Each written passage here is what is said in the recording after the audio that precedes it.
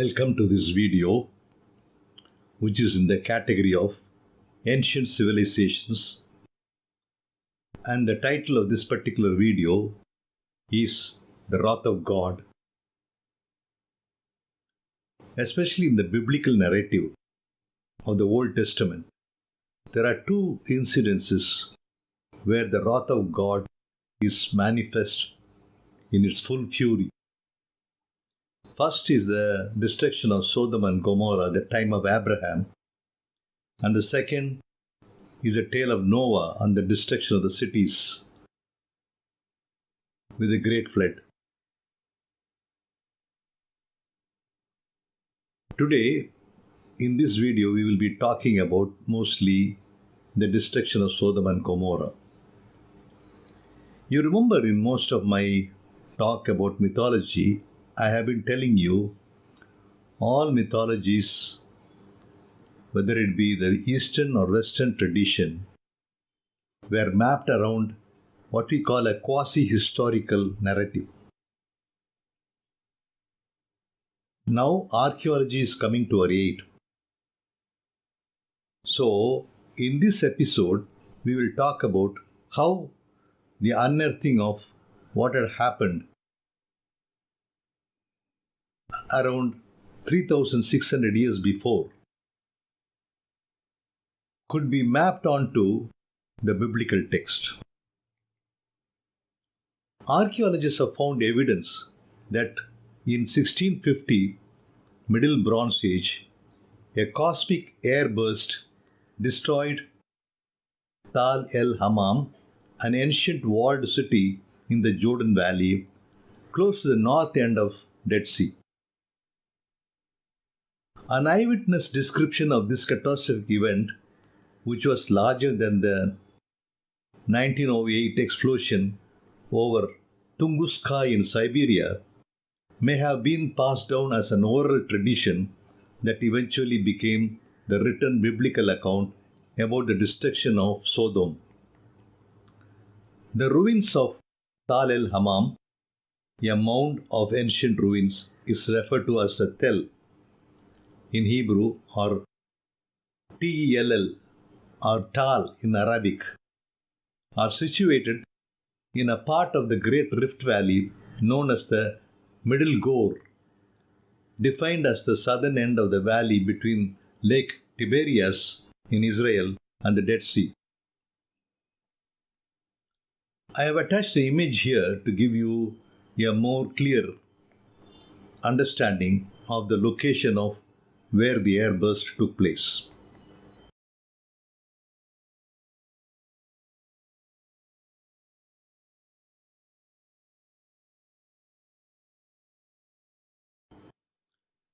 The site contains the stratified remains of a fortified urban center, now known as the largest continuously occupied Bronze Age city in the southern Levant.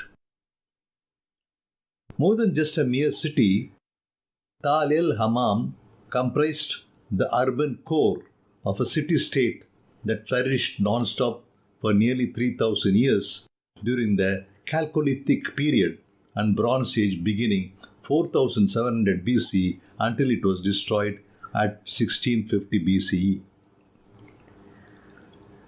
Tall-El-Hammam has been the focus of an ongoing debate as to whether it could be biblical city of Sodom, one of the two cities in the Old Testament book of Genesis that was destroyed by God for how wicked they and their inhabitants have become.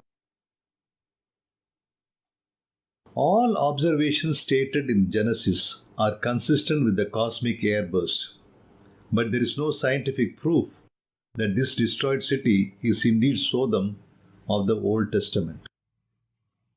However, this disaster could have generated an oral tradition that may have served as an inspiration for the written account in the book of Genesis, as well as the biblical account, the burning of Jericho, in the Old Testament book of Joshua. These suggest that the destruction of Tall-El-Hammam was associated with some unknown high temperature event. There is evidence of a large cosmic airburst close to the city. This explosion was very similar to, as I had already told you, to the Tunguska event in Siberia, which was roughly about a 12 megaton airburst that occurred in 1908.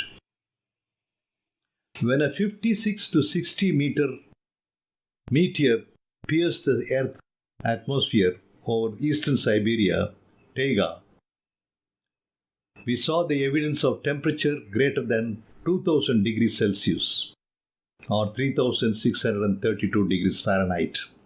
Tiny iron and silica rich spherules turned up in the analysis, as did melted metals. These are sand grains consisting of cracks that form only under very high pressure.